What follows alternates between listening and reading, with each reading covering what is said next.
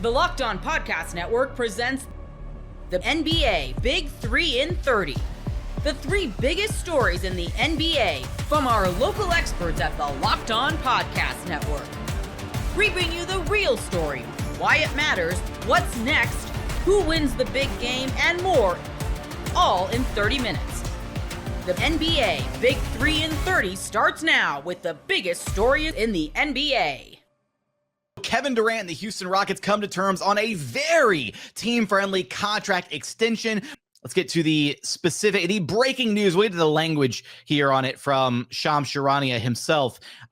Houston Rockets star Kevin Durant has agreed to a 2-year, $90 million contract extension with the franchise. His business partner and boardroom CEO Rich Kleiman tells ESPN. The new deal includes a player option in the final year of the contract, so 27-28 season. Durant was eligible for a max extension of $120 million, but understood when he chose the Rockets as a trade destination that he'd be sacrificing money, in this case around $30 million less, so that the sides can partner for the long term and give the franchise team building flexibility. Last thing here from Shams, Kevin Durant now holds the record for the highest career earnings in NBA history at $598.2 million based on current and future salaries, surpassing LeBron James, who's currently at $583.9 million. He has a total of 3 years and $144.7 million on his current contract. That was a mouthful to get through. All right.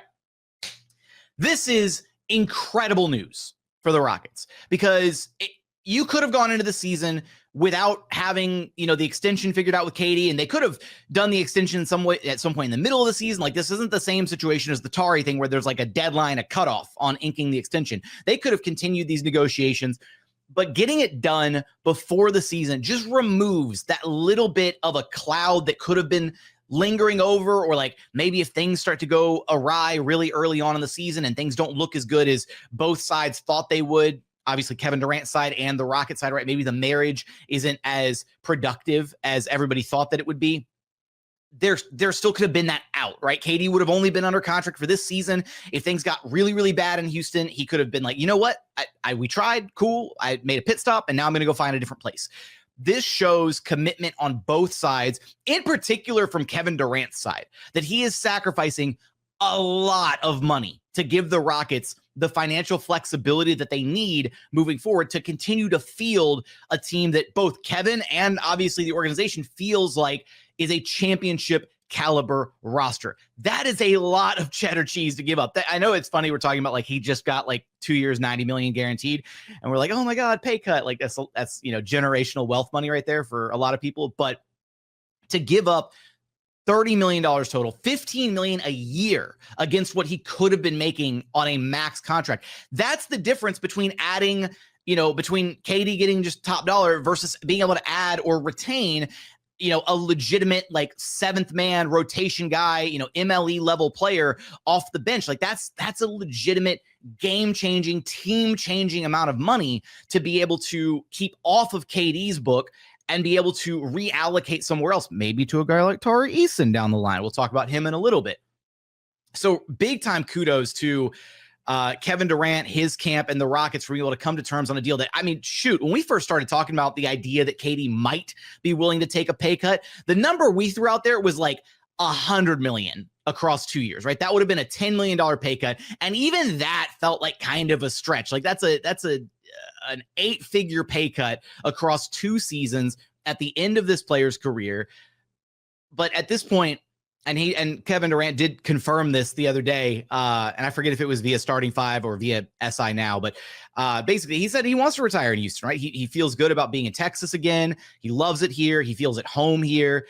And it very much feels like this is a partnership that looks like this is going to be the final stop of Kevin Durant's career. And hopefully it's a productive stop with at least a title or two along the way. And by sacrificing this money, Kevin gives the Rockets that financial flexibility to be able to continue to field the right championship caliber roster around him to give them ultimately the best shot at winning a title. And look, as long as KD and the Rockets aren't aspiring to plant any trees anytime soon.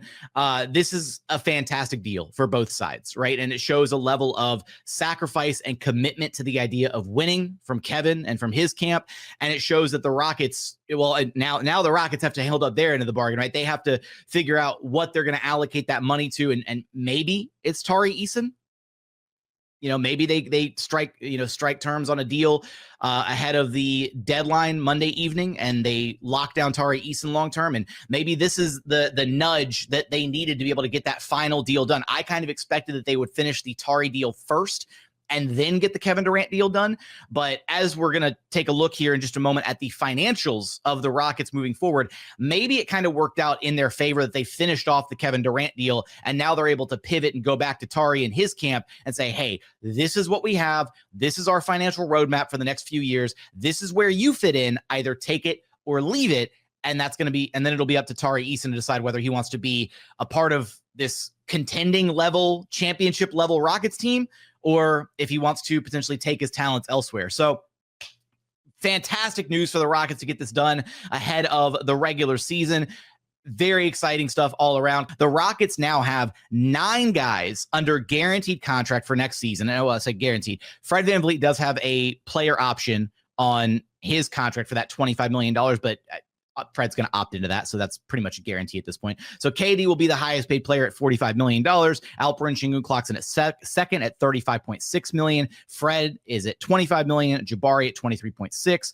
And then we're down to kind of the role players, and then Amin Thompson, who's going to be on the final leg of his rookie extension, with Dorian Finney-Smith at 13.3, Steven Adams at 13, Amin will be making 12.2, Reed Shepherd 11.1, and then Clint Capella just over $7 million, assuming all 9 of those guys are still on the roster as of next offseason, which currently leaves Tari Eason as a projected restricted free agent, which hopefully, fingers crossed, is not the case. And we'll talk about his contract stuff here in just a second, as well as Aaron Holiday, Josh Okogie, Jayshawn Tate, and Jeff Green coming in as unrestricted free agents, because all of them are signed to currently just 1-year vet minimum deals.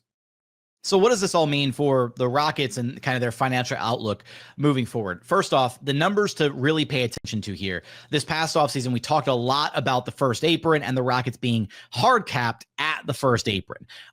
They are likely going to have to operate as an above the first apron team this next offseason. The only reason they're not doing so this offseason, as a quick refresher, is the sign and trade deal that they made for Clint Capella. Any sign and trade deal automatically hard caps you at the first apron, meaning you cannot go even $1 over that number. And I actually can't remember off the top of my head if like the way that they orchestrated the KD deal also technically counted as a triggering of the first apron. I don't think it did. But anyways, basically the moves that the Rockets made this offseason put a hard cap on what they could spend on their roster this season, which is why they're in the position where even though they have the 15th roster spot open, they literally cannot go out and sign somebody because they do not have the money to do so. They will be able to go sign somebody for a prorated vet minimum deal as soon as January 8th, I believe. So that'll be the earliest that the Rockets can go out. And if there's somebody on the free agency market that is down to sign a vet minimum deal to come to Houston, they can grab that person and bring them in if they want like an additional ball handler or guard, whoever's out there, right? So that is still a possibility down the line. But as it pertains to what the Rockets have under contract moving forward, those 9 guys that we just named off, and the question mark regarding Tari Eason and his future deal, what it means is basically the Rockets have up to about $25 million a year to offer to Tari Eason via rookie scale extension. The NFL season is here, and FanDuel is making sure you're ready for the weekend with a can't-miss offer. Right now, new customers can bet just $5, and if your bet wins, you'll get $300 in bonus bets to use across the app. I love using FanDuel because it fits however I like to bet in the moment. Player props, building a same-game parlay, or even jumping in live as the action unfolds. It's quick, it's easy, and it's the best way to add a little more energy to Sundays. So are you ready to play?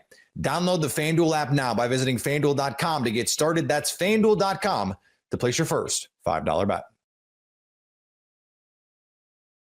Joel Embiid played basketball last night on a court with his teammates against an opponent in front of people in South Philadelphia. You are Locked On 76ers, your daily Philadelphia 76ers podcast. Keith, watching Joel Embiid play last night, I wanted to watch him play, but at the same time, I didn't want him to play. But he played, and it was awesome.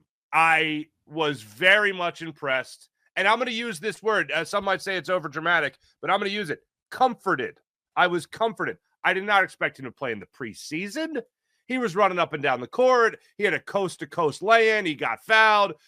He was aggressive under the basket. Kind of close to a triple-double in like 19 minutes played. It was exactly what I wanted to see from Joel Embiid in his preseason debut in the preseason finale for the Sixers. It's what I wanted to see before the season starts up Wednesday night. You were down there. You were on the scene. Tell me the vibes. It was great. I mean, for him, like it was funny. He when he was introduced, he got a nice applause, right? It was something for him that I felt like it was important for him to hear, the way that the crowd applauded for him. And it was crazy because at the beginning, like 4 seconds in, like he gets the opening tip. And then all of a sudden he turns around and he shoots this long three. And you're like, yo, what are you doing? But then you realize you're like, this guy is just so amped up. And then there was like, 19 seconds later from that, he just snatched the ball from the guy underneath the Minnesota Timberwolves basket. And you're like, okay. And then he comes down and he scores. He makes a midi a little bit later. So, Joel was excited. The one thing that really stood out to me the most was his passing, right? It was the way that he was able to pass the ball. He was getting teammates involved. Right now, I don't know if this is how he wants to play or this is how he believes at this particular time he can play for maybe fear of re-injuring the knee. We didn't see a lot of Embiid drive into the basket. We saw a lot of Embiid like he was in this wide scrimmage, facing the basket from the elbow, from the 3-point line, what have you, dishing the ball to teammates and then certain opportunities taking advantage. But his elite passing, on guys cutting to the basket, there was 3 where dudes are streaking down the court for uncontested, which would have been uncontested layups. And what did Embiid do? He got dime assists on him, right? Pinpoint. He had 3 of them. So, I was impressed with what I saw. I mean, he finished with 14 points on 5 for 10 shooting, 2 for 4 on threes. In addition to that, he had 7 rebounds. He had 8 assists and had 3 steals, right? Mm-hmm. In a little bit over 18 minutes. So he played well. Now, Mark, I must add this. There was a scare, though. There was a scare. In the third quarter, Joel Embiid gets a charge. He gets up. His knee buckles a little bit, like wobbles a little bit, and he sprints down court. But the Sixers quickly call a timeout. He goes to the locker room. I asked the team spokesman, what's wrong? He says, oh, nothing. Everything is okay. And he says he's done for the game. He's getting some treatment. And he comes back in the fourth quarter and sits on the bench. He did have a big pad on his knee after the game, but that's the same pad that I told you that he had on during the scrimmage. The heating pad. Yeah, the heating pad. And that he normally walks out the game. So there was a scare, but everybody made it seem like it wasn't as bad as it looked. But, it was good to see him out there. All right. Let me put this under the umbrella. Normally we do this when we talk about what they're facing, the opposition, all that stuff. Like we understand who they played against. Well, last night we understand who they played against. It's not about. They played against, man. An 18-year-old. Joel Embiid was. That was the equivalent of the NBA's version of Church League. Yeah, I was. Yeah, Washington Generals. Yeah. Washington Generals, Sisters of the Poor, Keystone Cops, whatever. I'll say I don't care. This wasn't about playing the the 80s Celtics. You know what I mean? This was about playing. Just playing. That's all it was about. So I don't care that he was going up against Baron J, for instance. I only care that he was out there running the floor, The two coast-to-coast plays that he made last night were great. You mentioned the passing. He had 3 assists in the first 6 minutes he played in that first quarter. There was one play he made with Kelly Oubre cutting on the baseline where he provided the assist and the screen all in one fell swoop, which was just a great play by him. And I hope that he can accept playing the way he's playing, or the way he's playing. Make it seem like he's playing 30 games here. But I hope he can accept the style of play that you saw him play in the scrimmage. I hope he can accept the style of play that you saw him play last night. Because, look, you're talking about, you said 18-plus minutes, between 18 and 19 minutes played last night. You're talking about still getting pretty damn close to a triple-double. Just to look at the numbers of it, now, that would be a little bit more difficult against a better opponent, obviously.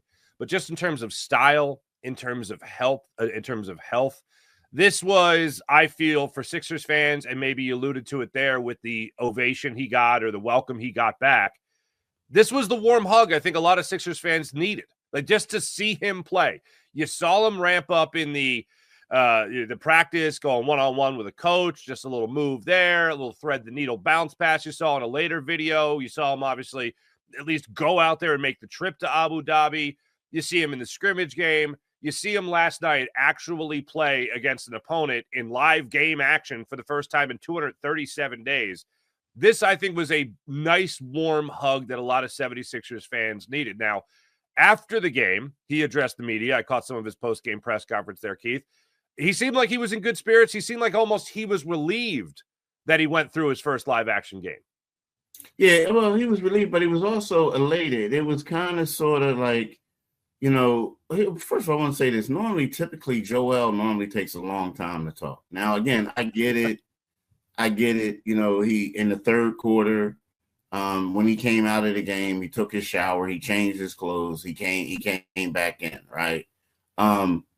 But he was talking about how excited he was to be back on the floor, how much he loved being on there, right? And he was in a great mood, you know what I mean? So, but the thing that really stood out, one of the things was how the way he loves the way the team is playing. He says, I think the way I always wanted to play is everybody touching the ball, moving side to side. People getting off the ball and just playing together. I guess he talked about more team ball. So far, it seems like that's the way. At least tonight, that's the way it was with everybody touching the ball. I was happy about the assists. That's how I want to play. That keeps everybody happy, keeps everybody involved, and it's fun to play that way. And with that, he talked about how, Tyrese Maxey had 27 points, how VJ Edgecombe had 26, how Quentin Grimes had 22, right, off the bench, shooting 7 for 13, 4 for 6 on threes. So to him, he's saying this is the best way. And then even Nick Nurse even raved about him afterwards, right? Nick was like, I thought he moved good, played good, shot it good, passed it good. I was about to say, dang, dude, how many goods you going to say? But then he kept going and he said, I didn't see too many negatives out there. So that's good. I thought he was moving. The main thing is that he's moving and making good basketball plays. It didn't look like he was that rusty in general, right? So, Nick had felt that Embiid, speaking for Nick felt that Embiid played a good game. Let's just put it that way. I think that's a safe bet. Now, you answer totally independent. Don't let me influence anything. Maybe it was just me being optimistic. I don't know. Maybe it was letting the moment get the best of me, but it certainly felt like to me, and you pointed out the 3 that he attempted. So Bona takes the tip, Embiid corrals it, and right away shoots a 3. Unfortunately, it was a miss. But it seemed like from that moment and then for the rest of the 18-plus minutes, it just seemed like you saw him get more comfortable and try to test himself a little bit. And what I'm alluding to with that was, again, to go back to it, see him go coast to coast, see him run the floor, see him try to draw a charge, see him have a charge, test the limits of the injury. It seemed like as the game was going on, you could see him progressing and getting more comfortable and trying to test it a little bit more as the game went on. Did you get a sense of that, or is that just all in my head? yes and no. Like there were certain things that I felt like he was still. I mean, he got a little bit more comfortable. I felt like there were certain things that he still is a little hesitant to do. And I think that when you look at the injury that he overcame, that's normal. You know what I mean? Like you got to get confidence in it again. I'm talking about like, the way he was like maneuvering, and things like that. Now you are right. Towards the end when he bowled over the dude and got the charge, yeah, he was trying to do something and then they took him out of there. Sorry to interject, but I just want to share this with you. I literally have in the third quarter in my notes, Embiid too hard to the rim. Don't need that. Yeah, exactly. Yeah, so he tried then, and then they said, "Oh no, we got to get him out of here." But the thing is, I do also believe, like, for Embiid, for like we're talking about a confidence game, right? I do think that the NBA version of the Generals, the Washington Generals that they played last night, a la the Church League team, a la the Jerusalem Rockets, a la Little Sisters, but the poor. That was the best team for him to come back against. Because what it is like, no offense to that team, but, Embiid is probably getting more defensive coverage at practice if Bona goes up against him, against Drummond. These guys, I'm not saying, not a knock against them. They were just young dudes. And they probably only had like two guys on there who has a chance to be in the Minnesota Timberwolves actual rotation, right? But at the same time, you got to get somebody out there and just have them go through things and do things. And I felt like this was the best thing. It was like the equivalent of saying, okay, Joel, you're coming over an injury. We want to send you down to the G League for a game and see what you can do. But rehab assignment. Rehab assignment. But the thing about it is that some of the things that we saw, the crisp passes, the other things, the aggressiveness, all that other things, those are some things that you will see him doing against anybody, that passing, right? The outlet passes. So again, like, I like it, and I felt like it was a smart time to bring him back. You know what I mean? Where he doesn't have to, he can just get used to playing a certain role, get confident in that role, as opposed to saying, okay, I got to go against Karl Anthony Towns. If I don't totally dominate Karl in this game against the Knicks in Abu Dhabi, then all of a sudden people are going to say I'm not the same guy. If that makes sense to you, no, you know absolutely. what I mean? Like, stop trying to, you yesterday gave him an opportunity to play a certain role and get comfortable with it, as opposed to trying to say, well, Dag, is this for my legacy or not? You know what I mean? Get caught up with that. Most people can't name all their financial accounts or even what they're worth, whether it's a 401k or properties or investments.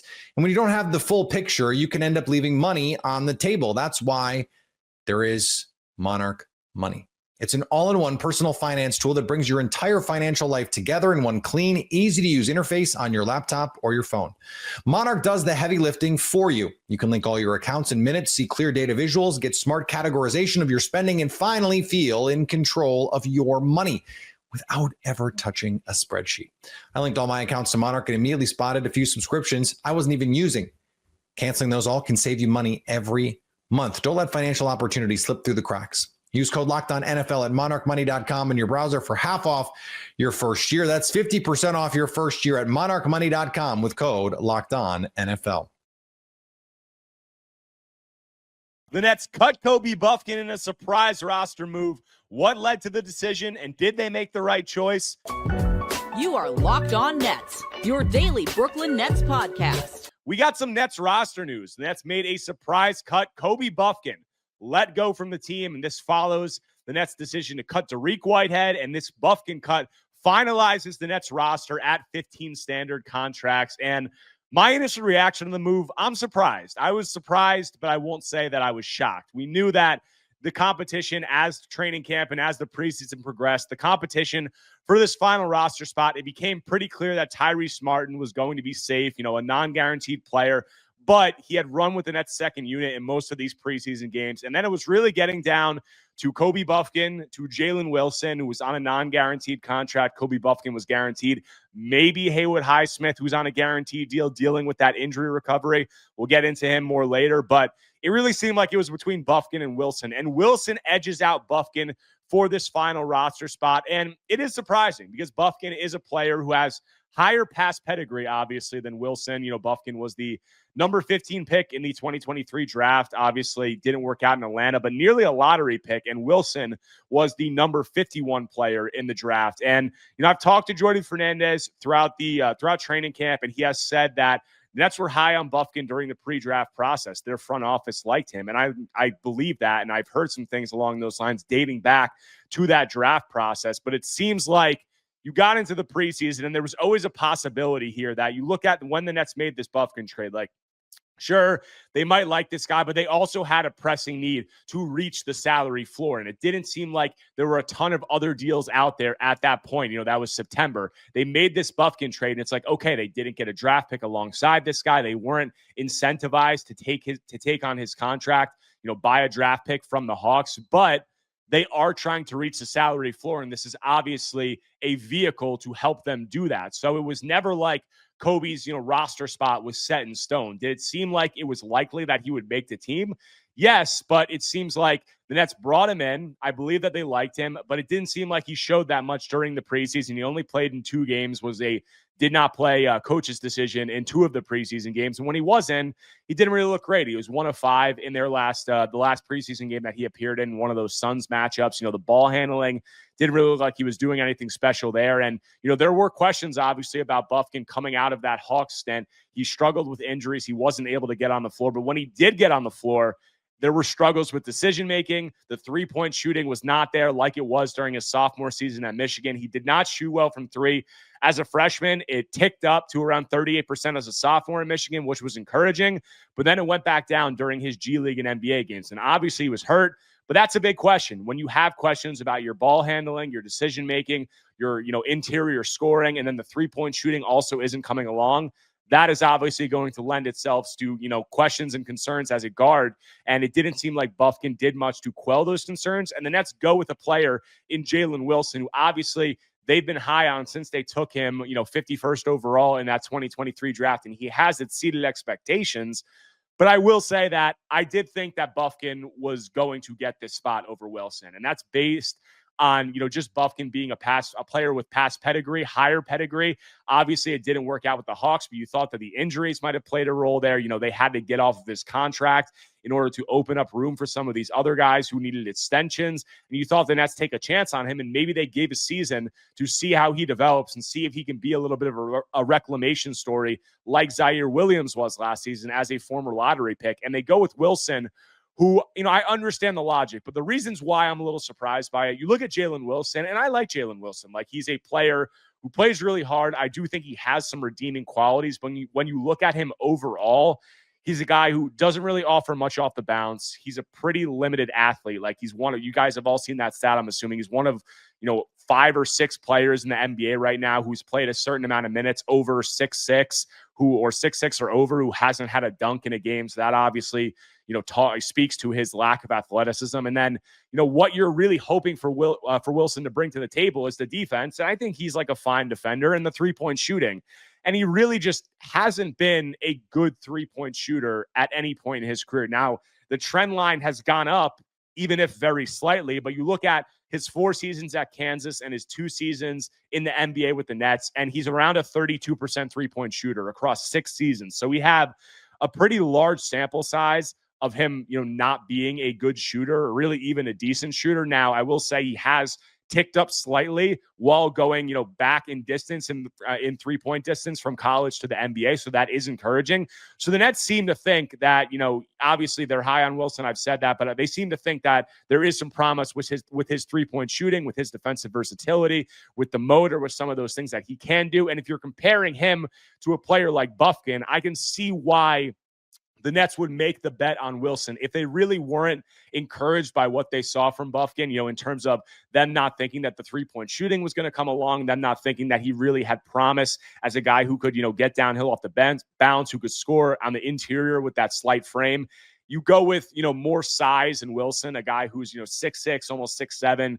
If they believe in the jump shot, that size, that defensive versatility, and that potential outside shooting, I could see why they would go with that over a player like Bufkin. But I am somewhat surprised because Bufkin did have a lot more past pedigree. And I think we've seen 2 seasons of Jalen Wilson where I think he can be like a serviceable end of the rotation guy, maybe on like a decent or, not below average team. But I'm just not sure that there's a pathway to him becoming much more than that because there are clear athletic limitations. There are clear limitations as a ball handler, as a scorer, and those qualities that he supposedly brings to the table, the three-point shooting and the defense. It's not like they're at an extremely high level or anything to write home about. So I think that probably speaks a lot to what the Nets didn't see in Bufkin throughout the preseason and throughout training camp and throughout this preseason process. And this also, I spoke about this potentially being a move with Bufkin just where the Nets are trying to reach the salary floor.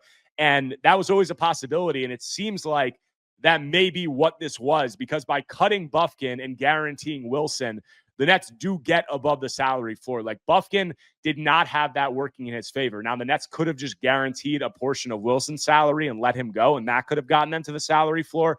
But by waiving Durant Whitehead's guaranteed salary, by waiving Kobe Bufkin's guaranteed salary, both of those still count towards the Nets' books. And then they guarantee the salaries of Tyrese Martin and Jalen Wilson, and that brings them just above the salary floor. So they're around like $190,000 above the floor going into the season. They're going to have $15 million in cap space, which they will probably utilize towards the trade deadline. But the ability for the Nets to reach the salary floor and using Bufkin as a vehicle to do that was not working in his favor.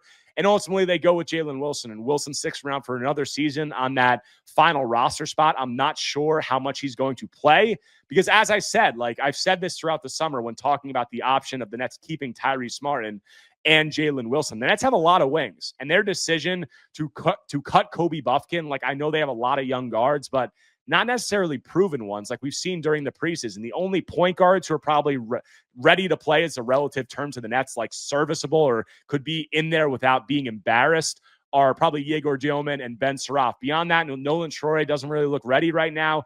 And beyond Cam Thomas, like you have Tyrese Martin who will spend some time at the 2, Drake Powell who will spend some time at the 2, but those guys aren't necessarily ball handlers. Bufkin was more of that ball handler, and the Nets move on from him despite having a little bit of a ball handling deficit in terms of like proven guys who are ready to do it in the NBA. Not that Bufkin was that, but maybe you thought that he could fill that role. And then when you look at the wing, they have MPJ, they have Zaire Williams, they have Terrence Mann. They also obviously have Haywood Highsmith. I'm going to get to him. But then you have those guys. And then beyond that now, you have Tyrese Martin, Drake Powell, Jalen Wilson. There's just a lot of guys there. And it's not just like all the wings are clumped into one group. There's big wings, there's smaller wings, but there's a lot of guys vying for minutes there. And there's not as much proven commodities at the ball handler positions. And I thought that might allow Kobe Bufkin to stick around. But clearly the Nets were higher on what they saw from Wilson, and they didn't think that there was much of a pathway for Bufkin to get minutes or make an impact here, so they go with him.